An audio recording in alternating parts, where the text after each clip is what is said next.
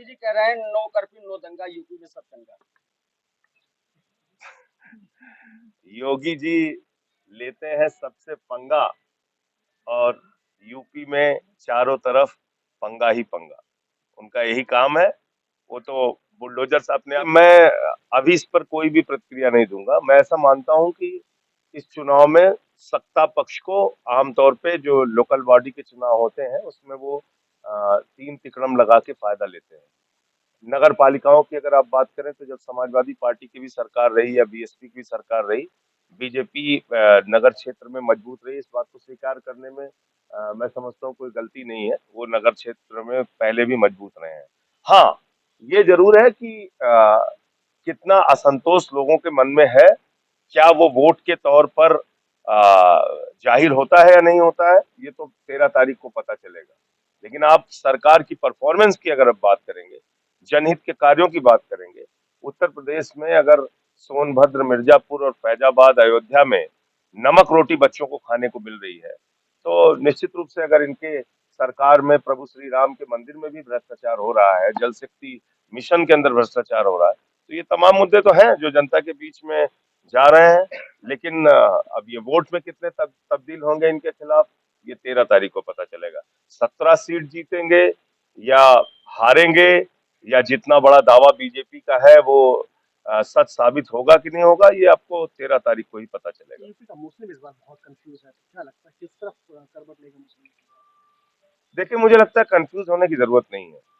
और ये जो एक तरीका है वोट कराने का, जैसे आपका भी सवाल है कि मुस्लिम इस तरफ जा रहा है, हिंदू इस तरफ जा रहा है, इसको बंद करना होगा। इससे कोई फायदा नहीं है, कोई फायदा नहीं। नफरत की बुनियाद पे दुनिया का एक भी मुल्क आप मुझे बता दीजिए जो आगे बढ़ा हो, नहीं बढ़ सकता। मोहब्बत की बुनियाद पे दुनिया का कोई मुल्क आगे जा सकता है। और हम तो कहते हैं कि हम विश्व गुरु बनना चाहते हैं। तो विश्व गुरु बनना चाहते हैं तो हिंदू धर्म का मूल सिद्धांत है वसुदेव कुटुंबकम, पूरा विश्व हमारा परिवार है। जब पूरे विश्व को अपना परिवार भारत मानेगा तब हम विश्व गुरु बनेंगे। अब यही हम हिंदू, मुसलमान, दलित, पिछड़ा अगड़ा करते रहेंगे तो फिर कब हम आगे बढ़ पाएंगे। विश्व गुरु बनना है तो हिंदू धर्म का जो मूल मंत्र है वसुदेव कुटुंबकम, रामचरितमानस की जो हमारी चौपाई है, सब नर करहि परस्पर प्रीति, इन दो सिद्धांतों पे हमें अपना जीवन बिताना पड़ेगा। अन्यथा हिंदू मुसलमान पे वोट करके कुछ लोगों का तो फायदा हो सकता है, उत्तर प्रदेश का फायदा होने वाला नहीं। सर, योगी जी कह रहे हैं नो कर्फ्यू नो दंगा, यूपी में सब दंगा। योगी जी लेते हैं सबसे पंगा और यूपी में चारों तरफ पंगा ही पंगा। उनका यही काम है।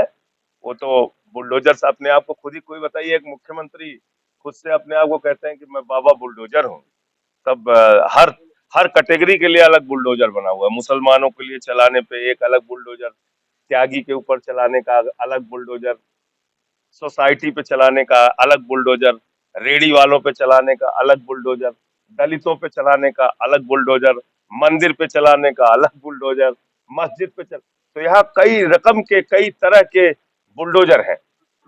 ये सरकार अपनी उपलब्धि मानती है कि हम कितना अच्छा आपको तोड़ सकते हैं, कितनी हमारी विध्वंसिक मानसिकता है, कितना हम आपको तहस नहस कर सकते हैं, और इस पे गौरवान्वित होते हैं, कहते हैं हम बाबा बुलडोजर हैं।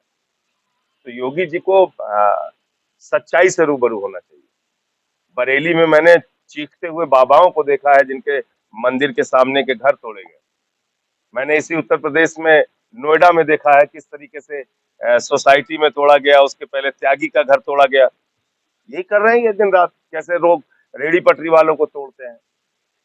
तो ये जो आप ट्रेंड चला रहे हैं, हमने बिकरू कांड के बाद देखा, वहां भी ऐसे ही घर गिरा दो, तोड़ दो, इसको ये कानून के लिए ठीक नहीं। मजा तो आ सकता है इसमें, कोई डाउट नहीं। जब आप टीवी पे देखते हैं, हाँ भाई पहुंचा बुलडोजर, अब तोड़ा जा रहा है, दिन भर आपको टीआरपी मिल सकती है, मजा बहुत आएगा लोगों को, लेकिन ये कानून की दृष्टि से ठीक नहीं है। बाबा साहब ने इस देश को एक संविधान दिया है, उसके मुताबिक ये देश चलेगा, किसी मोदी और योगी के फरमान से नहीं।